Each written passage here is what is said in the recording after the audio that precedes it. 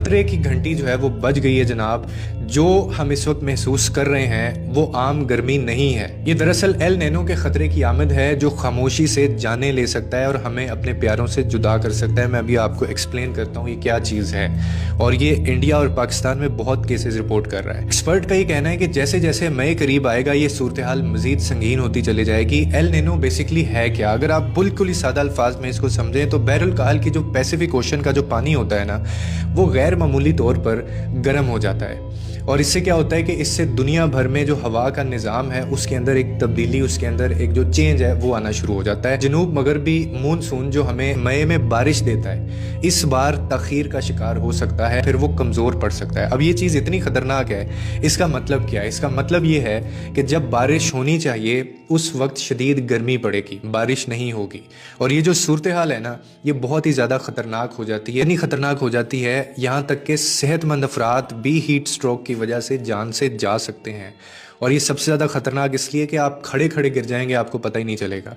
और इसकी अलामात भी उसी वक्त ज़ाहिर होती हैं जब टाइम कम होता है। इसीलिए अपनी हिफाजत के लिए फ़ौरी आपको ये इक़दामात करने हैं। खुदा के लिए प्यास लगने का इंतज़ार मत करें ऐसी गर्मी में, ये बहुत ख़तरनाक है। प्यास जो होता है ना, वो इस बात की अलामत होती है कि आपका जिस्म पहले ही पानी मांग रहा है, वो डिहाइड्रेशन का शिकार हो चुका है। और उसके बाद आप जब मज़ीद पानी नहीं पीते तो आप इसका शिकार हो सकते हैं। हर घंटे पानी पिएं।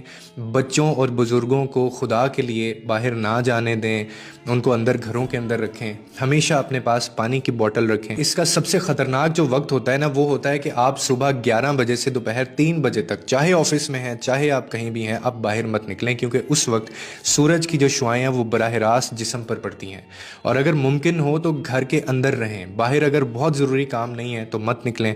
और ये भी मेक श्योर करें कि स्कूलों के खेलों या सरगर्मियों के बारे में सोच समझ कर फैसला करें। बच्चे इसका बहुत शिकार होते हैं क्योंकि आपके बच्चे को जो है ना, उसकी सेहत ज़्यादा ज़रूरी है, किसी भी तमगे से ज़्यादा कीमती है। हीट स्ट्रोक की अलामात जो हैं वो आप सबको पता है। क्या होता है कि शदीद आपको सरदर्द होता है, बेहोशी से महसूस होती है आना, या फिर खुश्क जल्द होना या पसीना ना आना।